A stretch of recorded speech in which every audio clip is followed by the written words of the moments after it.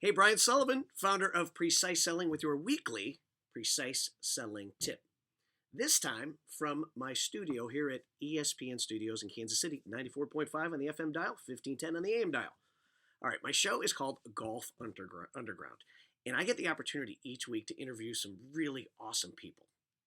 PGA pros, maybe some business leaders who love golf, whatever it might be. I never know how this interview is going to go.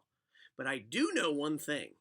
I can control my behavior to put myself in the best situation to listen and learn and create a great program. It's just like sales. Having a microphone here isn't much different than you picking up the phone and making an inside sales call or you walking in the door of a great prospect. It's your job to interview.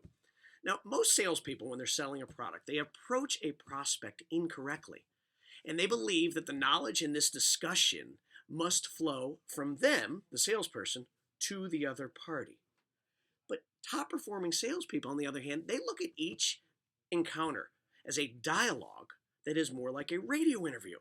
So, what do we do when that red light goes on right behind this computer with my producer and the mic is hot? Well, it's go time, which means it's time for me to ask questions. And these questions do what?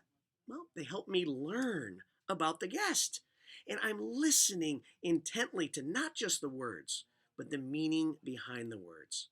And when I ask these questions, I rarely ask close-ended questions that begin with yes or end with yes or no. I know the only questions that I can ask that are going to make for a great interview are, hey, who, what, when, why, where, how'd you do this? You see, those curiosity-building questions create a really good interview.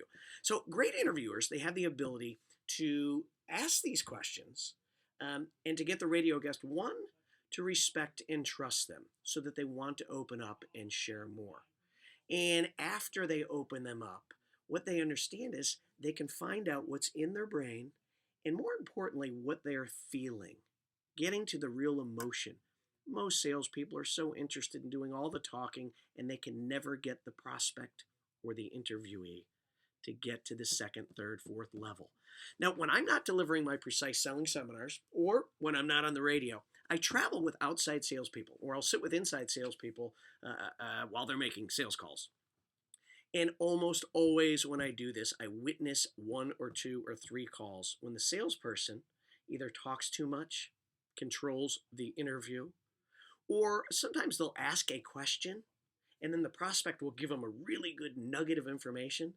And then rather than have the rep ask the second question, the third question, the follow-up on the same topic, they go launch into a presentation. Or maybe they ask a question that had nothing to do with what they just learned. In short, they're living on this high level. All the beef is second, third, and fourth question. So this week, I want you to avoid doing most of the talking. And I want you to limit your close-ended questions that would only get you a yes or a no answer. How boring would that be for a radio interview?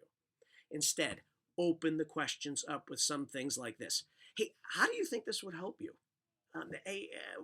When do you think it would be most helpful?